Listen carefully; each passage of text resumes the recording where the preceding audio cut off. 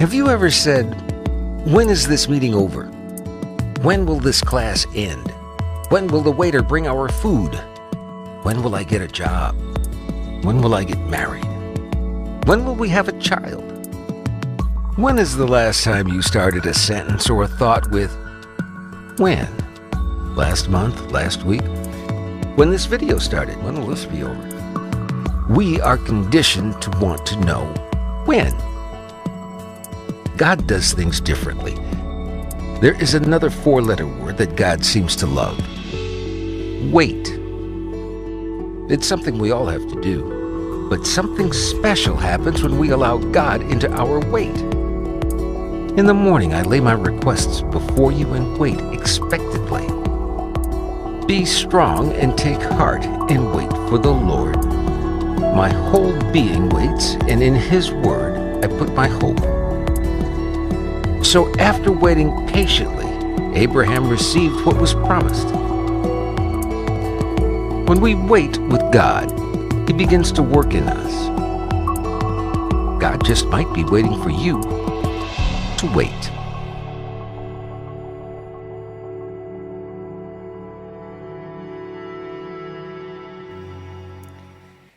Who here likes to wait? Whether that's waiting in line at the supermarket or at the dentist or the doctor, or having to wait while your car is being serviced.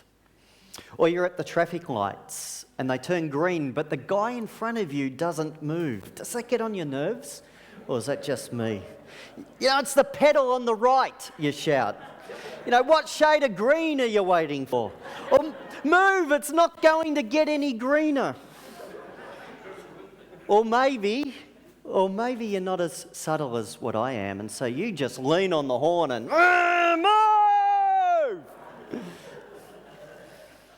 Or maybe you've been in a season of waiting, or you're in one right now. You're waiting on something or someone to change, and you've been proactive in your waiting, and you've prayed. And so now you're waiting for God to do His thing. And you're waiting and waiting and waiting. But it feels as though God has forgotten you. It's like God's paying a lot of attention to your brother or to your sister or to your neighbour or to your co-worker. Or worse still, to the person next to you, but not you. Well, there's a story found in the book of Genesis. And it's a story about a married couple who, after being promised something special from God, who were then left to wait and wait and wait on God. So if you've got your Bibles, please turn with me to Genesis chapter 15. Genesis chapter 15, and I'm picking the story up from verse 1. And I'm reading from the New Living Translation. Sometime later, the Lord spoke to Abram in a vision and said to him, "Do not be afraid, Abram, for I will protect you and your reward will be great." But Abram replied, now, God's just promised him protection and a great reward, and yet this is how he replies. "O sovereign Lord, what good are your blessings when I don't even have a son? Since you've given me no children, Eliezer of Damascus, a servant in my household, will inherit all my wealth. You have given me no descendants of my own, so one of my servants... You have given me no descendants of my own," that makes more sense, "so one of my servants will be my heir." Then the Lord said to him, "No, your servant will not be your heir, for you will have a son of your own, who will be your heir." Then the Lord took Abram outside and said, "Look up into the sky and count the stars if you can. That's how many descendants you will have." So Abram hears from God. And after many years of waiting and worrying, it seems like God finally says to him, "Hey, Abraham," or "Hey, Abram, I've heard your concern, so do not panic. You will have a son." And so you think that Abram, on hearing such favourable news from God, would have held on to this promise, and that he would never have forgotten what God had said to him. I'm going to have a son. I'm going to have a son. I'm going to have a son. Quick, Sarai, let's spend some time in the tent. God's promised us a son. Best we not disappoint God. But that's not how the story unfolds. For in chapter 16, we read these words. Now Sarai, Abram's wife, had not been able to bear children for him. But she had an Egyptian servant named Hagar. So Sarai said to Abram, "The Lord has prevented me from having children. Go and sleep with my servant. Perhaps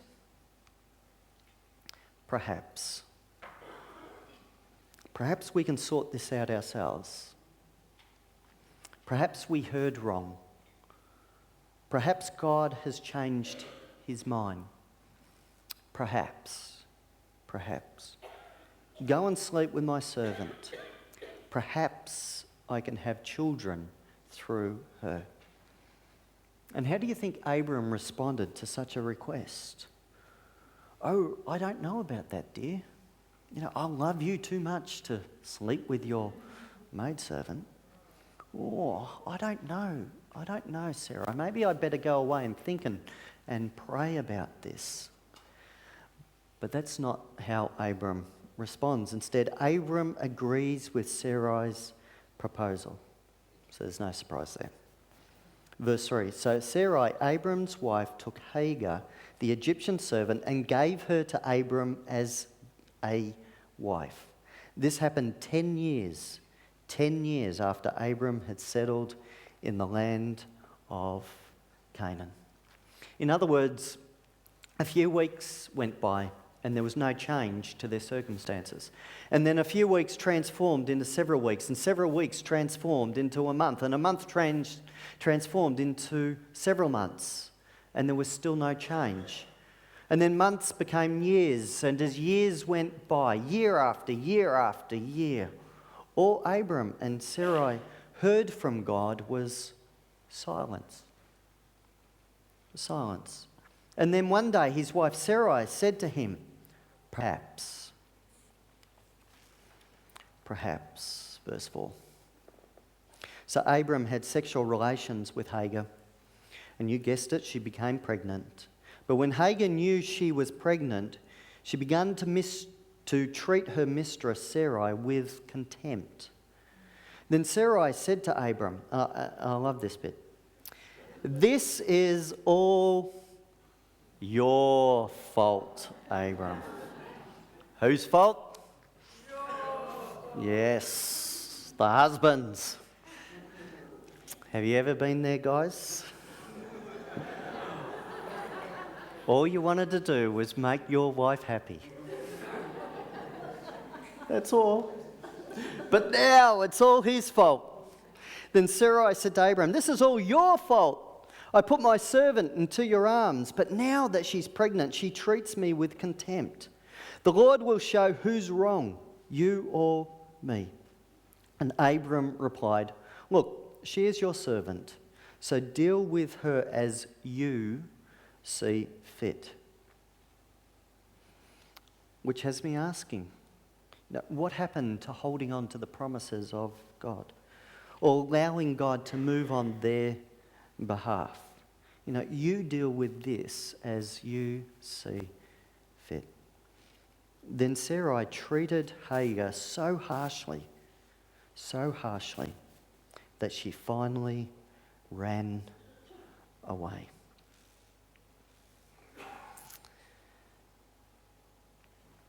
Now, before we move on with the story, let me ask you this question.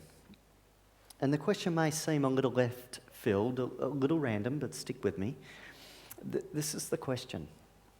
Have you ever been waiting at a takeaway shop, any sort of takeaway shop, and you've put your order in and they give you a number, and so you wait patiently for the number to be called, But then someone who arrives later than you gets their number called out first.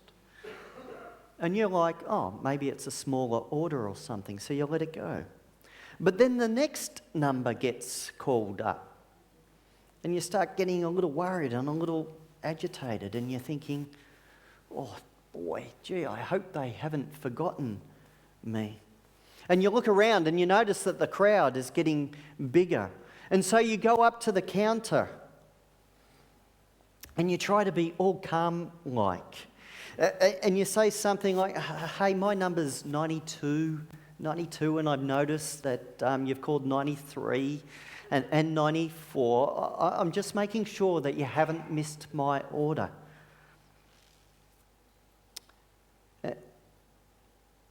And they assure you that they haven't. No, sir, it's okay, we haven't forgotten your order. And then you go and sit down and they call out, 95! 95! And you're thinking, what's just happened here? Have you ever had that happen to you before? I have, and it's frustrating. Because no one likes to be overlooked, do they? No one likes to be forgotten. But I'm guessing that even if you've faced something like this before, that you've never jumped the counter, pushed the cook out of the way, grabbed the utensils and started cooking the dish yourself. Am I correct to say that none of us in this room have ever done that before? And yet, is it also true that we sometimes do that with God?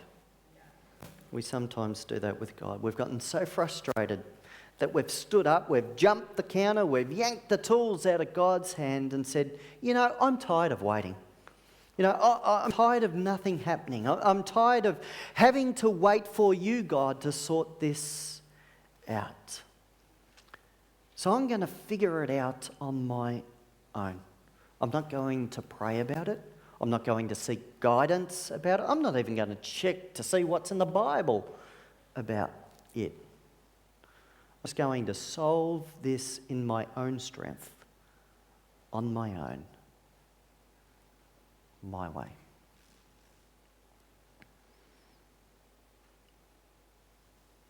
Now, I have nothing against being proactive.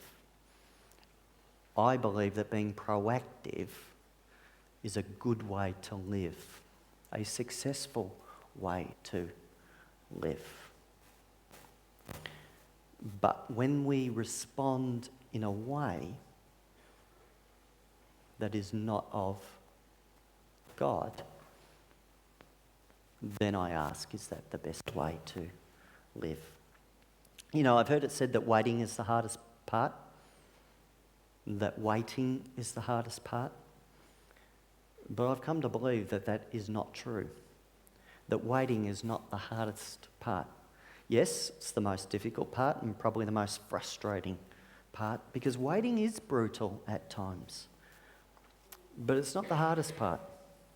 The hardest part is when you and I get so tuned into our own circumstances that we think God has forgotten us. And driven by our emotions, we think God has overlooked us. And we blindly go and we try and deal with it on our own. And when we do, this is the hardest part. Having to work through the aftermath. That's the hardest part. Let's return back to the story. Verse 4.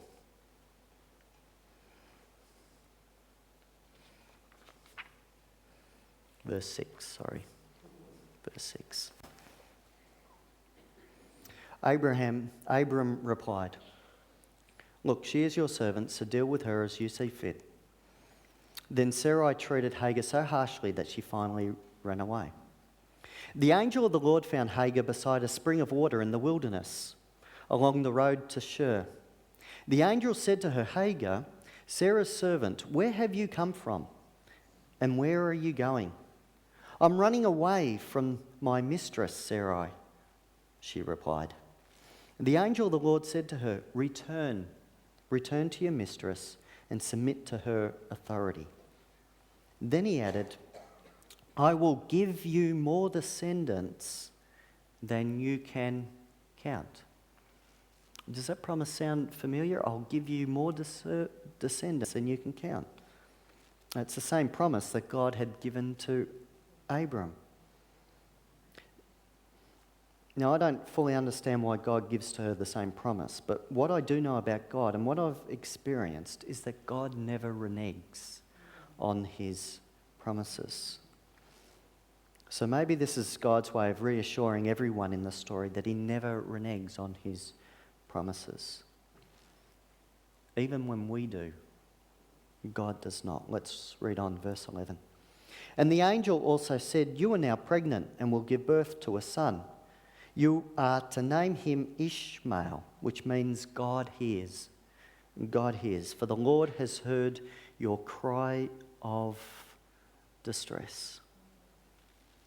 It's comforting, isn't it? The Lord hears your cry of distress.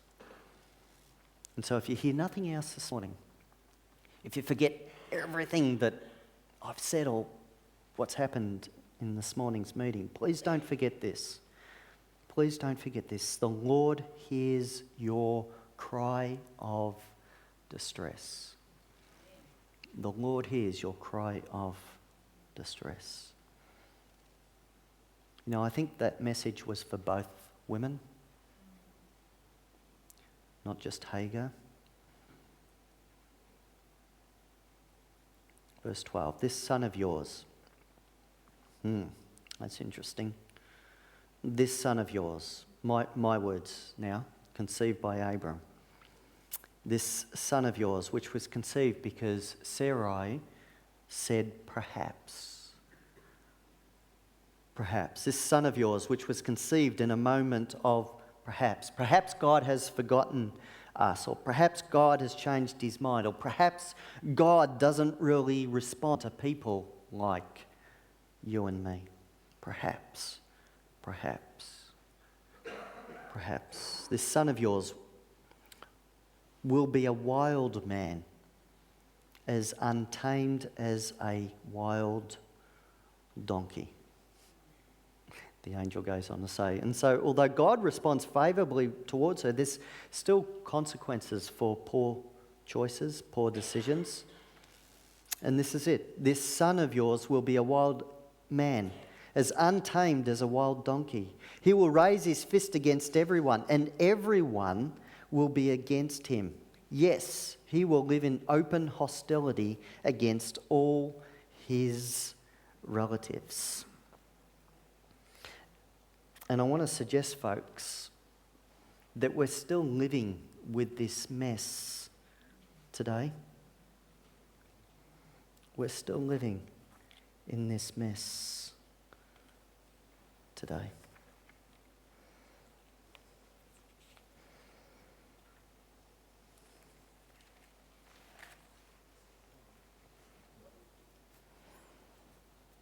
This is how the story of Abram and Sarai ends.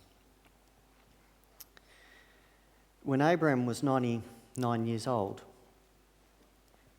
the Lord appeared to him and said, "I am El Shaddai, God Almighty. Serve me faithfully and live a blameless life. And if you do, I will make a covenant with you, a promise, by which I'll guarantee to give you countless descendants." Then God said to Abram regarding Sarai, your wife, "I will bless her and give you a son from her. Yes, I will bless her richly, and she will become the mother of many nations. Kings of nations will be among her descendants." Then Abraham bowed down to the ground, but he laughed to himself in disbelief. "How could I become a father at the age of 100, he thought? And how can Sarah have a baby when she is 90 years old? It's mind-boggling, isn't it? It's not possible, we say. But God replied, "No, Sarai, your wife, will give birth to a son for you. You will name him Isaac, and I will confirm my covenant with him and his descendants as an everlasting covenant. So what would it look like this week? If you were confident that God had not forgotten you? What would it look like this week if you were confident that God never reneges on his promises? What would it look like for you this week if rather than responding perhaps,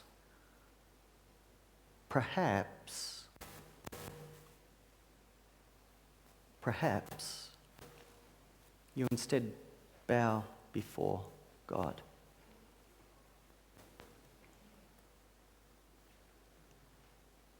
I think,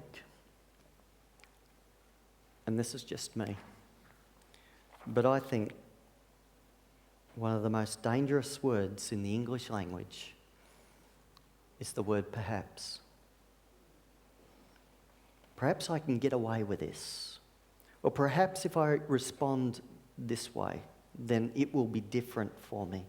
Or perhaps it won't affect me or my relationships or my family life or my life.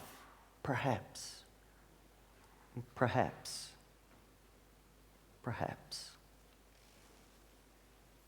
Well, two words. Perhaps not. Perhaps not. Now, I don't know if that's grammatically correct. It sounds a bit odd, perhaps not.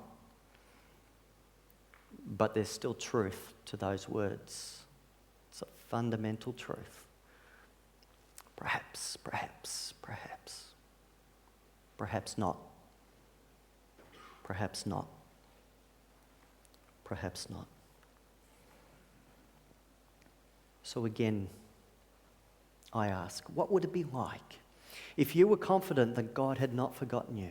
What would your life look like this week if you were confident that God never reneges on his promises? What would it look like for you this week if rather than responding perhaps, you instead bowed before God? What would it look like this week? What would the next 7 days look like? And where would it lead you? Your circumstances may not change. Your circumstances may not change, but your perspective on them may. Your circumstances may not change, but the way you handle them may. Your circumstances may not change overnight or through the week or in the next months or so, but the decisions you make along the way may. And so as I invite the music team back up to the platform this morning,